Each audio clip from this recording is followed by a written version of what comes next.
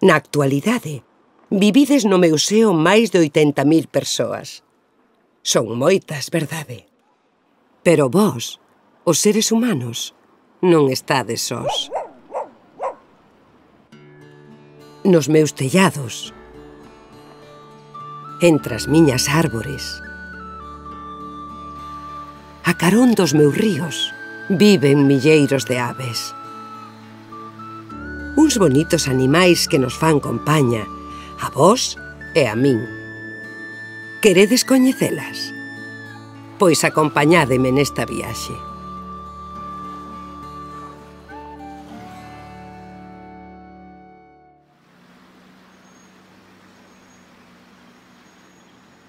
Nesta zona, tal vez teñades o privilexio de escoitar ao tenor por excelencia dos nosos paxaros, o tordo común.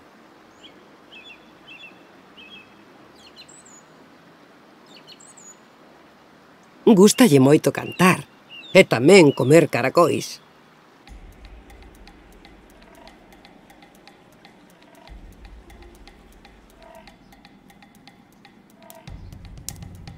Para rompelos, dispón de varias pedras e outros obxetos no seu territorio que emplea a modo de zafra.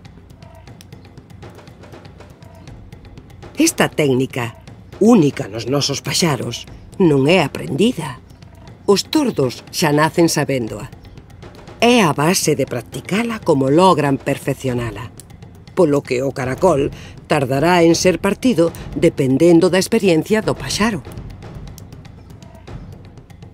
Ao final, o corpo sen casca é mazado e frotado contra o chan. É así como o tordo común logra quitarlle o exceso de baba e preparalo para ser tragado. Bo proveito. As súas crías son moi simpáticas e precoces. Ás poucas horas de nacer, xa se aventuran polos arredores do niño.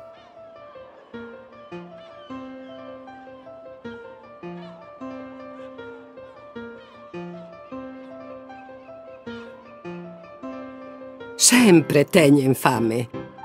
A min encántame ver como se alimentan os seus pais. Estes teñen unha pintiña vermella na base do peteiro, polo que cando os polos lles pican nela é sinal de que están famentos. Devolven entón o contido do seu papo e a comer.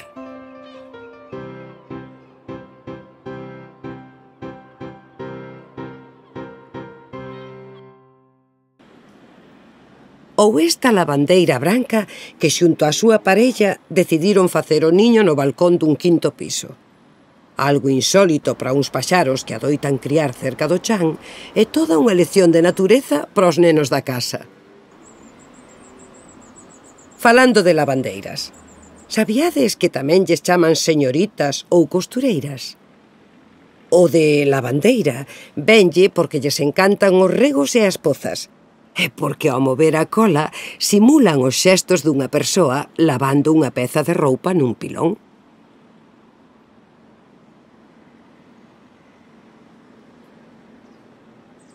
O seu aspecto inofensivo trócase ás veces cun estoupido de carraxe. Esta lavandeira, por exemplo, ataca sen tregua o espello retrovisor dun coche, porque ao verse reflectida nel, pensa que está frente a un paxaro rival.